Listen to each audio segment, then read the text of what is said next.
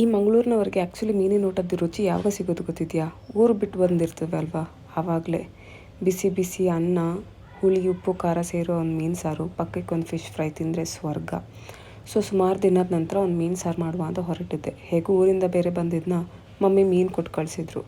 Mummy ಹತ್ರ phone ಮಾಡಿ recipe ಕೇಳಿ ಫಿಶ್ ಕರಿ ಮಾಡೋಣ ಅಂತಲೇ ಹೊರಟಿದ್ದು. ಸ್ಟಾರ್ಟಿಂಗಿಗೆ ಒಂದು ಕಾವಲಿಯಲ್ಲಿ ಎಣ್ಣೆ ಹಾಕಿ ಕೊತ್ತಂಬರಿ ಬೀಜ, ಸಾಸಿವೆ ಮತ್ತು ಜೀರಿಗೆ ಹಾಕಿ ಹುರಿಬೇಕು. ನೋಡಿ, ಐಡಲ್ಸ್ ಡಬ್ಬ ಮಂಗಳೂರಿನವ್ರಂತ ಗೊತ್ತಾಗಬೇಕಲ್ಲ.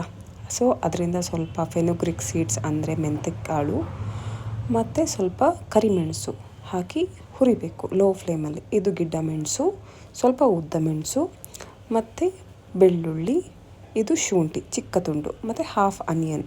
ಒಂದು ಫುಲ್ ಆನಿಯನ್ ಯೂಸ್ ಮಾಡಬೇಕು, ಹಾಫ್ ಇವಾಗ ಹಾಫ್ ಆಮೇಲೆ ಮಸಾಲ ಜೊತೆ ಫ್ರೈ ಮಾಡುವಾಗ.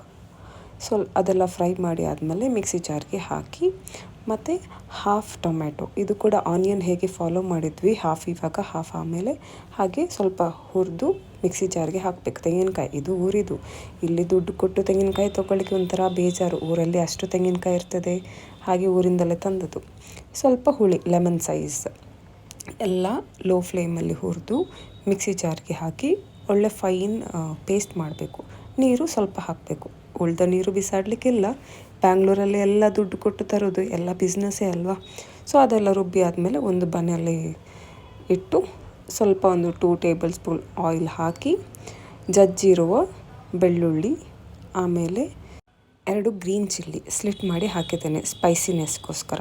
ಸ್ಪೈಸಿನೆಸ್ ಅದು ನಿಮಗೆ ಡಿಪೆಂಡ್ಸ್. ಆಮೇಲೆ ಸ್ವಲ್ಪ ಏನದು ಜೀರಿಗೆ ಹಾಗೂ ಸಾಸಿವೆ, ಇದು ಕರಿಬೇವು ಸೊಪ್ಪು. ಮುಖದಲ್ಲಿ ಭಯ ನೋಡಿ. ಆಗ ಹೇಳಿದಾಗೆ ಹಾಫ್ ಆನಿಯನ್ನ ಹಾಕಿ ಫ್ರೈ ಮಾಡಬೇಕು, ಲೋ ಫ್ಲೇಮಲ್ಲಿ ಇಡಬೇಕು. ಮತ್ತು ಸ್ವಲ್ಪ ಅರಿಶಿನ ಹುಡಿ ಹಾಕಿ ಫ್ರೈ ಮಾಡಬೇಕು. ಜಾಸ್ತಿ ಫ್ಲೇಮ್ ಇಡಬೇಡಿ, ಮನೆ ಫುಲ್ ಹೊಗೆ ಆಗಿ ಮತ್ತು ಕೆಮ್ತಾ ಇರಬೇಕು. ಮತ್ತು ಉಳಿದಿರುವ ಏನದು ನೀರುಳ್ಳಿ ಹಾಕಿ ಮಸಾಲ ಹಾಕಿ, ಮಸಾಲಕ್ಕೆ ಸ್ವಲ್ಪ ಮಿಕ್ಸಿ ಜಾರಿಗೆ ನೀರು ಹಾಕಿ ಬಿಸಿ ಮಾಡಲಿಕ್ಕೆ ಕುದಿಲಿಕ್ಕೆ ಬಿಡಬೇಕು. ಆ ಕುದಿಯೋ ಗ್ಯಾಪಲ್ಲಿ ಆಲ್ರೆಡಿ ಯೂಸ್ ಮಾಡಿರೋ ಪಾತ್ರೆ ಎಲ್ಲ ತೊಳಿಬೇಕು, ಯಾಕಂದರೆ ಇಲ್ಲಿ ಯಾರು ಹೆಲ್ಪಿಗೆ ಬರೋದಿಲ್ಲ, ನಾವೇ ಮಾಡಿರೋದು ನಾವೇ ತೊಳಿಬೇಕು. ಮಸಾಲ ಕುದ್ದಿದ ಮೇಲೆ ಮೀನು ಪೀಸನ್ನು ಹಾಕಬೇಕು, ಹಾಗೆ ಕೊತ್ತಂಬರಿ ಸೊಪ್ಪು. ಇಲ್ಲಿ ಲಾಜಿಕ್ ಏನಂದರೆ ಮಸಾಲ ಕುದ್ದಿದ ಮೇಲೇ ಮೀನು ಹಾಕಬೇಕು, ಇಲ್ಲದ್ರೆ ಮೀನೆಲ್ಲ ಹುಡಿ ಆಗ್ತದೆ ಅಂತೇಳಿ ಅಮ್ಮ ಹೇಳಿದ್ದಾರೆ. ಆವಾಗ ಕುದ್ದ ಮೇಲೆ ಮೀನು ಹಾಕಿದರೆ ಮಸಾಲ ಕೂಡ ಬೆಂದಿರ್ತದೆ, ಮೀನು ಪೀಸ್ ಕೂಡ ಬೆಂದಿರ್ತದೆ. ಬೇಯೋ ಗ್ಯಾಪಲ್ಲಿ ಕಿಚನ್ ಕ್ಲೀನ್ ಮಾಡಬೇಕು. ನಮ್ಮದು ಕೆಲಸ ಆಗಬೇಕಲ್ವ, ಸ್ವಲ್ಪ ಕಿಚನ್ ಕ್ಲೀನ್ ಇರಬೇಕಲ್ವ.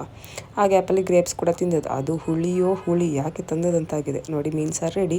ಒಂದ್ಸತಿ ಟ್ರೈ ಮಾಡಿ ನೋಡಿ, ಫ್ರೀ ಇರುವಾಗ ಚೆನ್ನಾಗಿರ್ತದೆ. ಫಿಶ್ ಫ್ರೈ, ಫಿಶ್ ಸಾರು, ವೈಟ್ ರೈಸ್, ಇದು ಬದನೆ ನೆಕ್ಸ್ಟ್ ಟೈಮ್ ರೆಸಿಪಿ.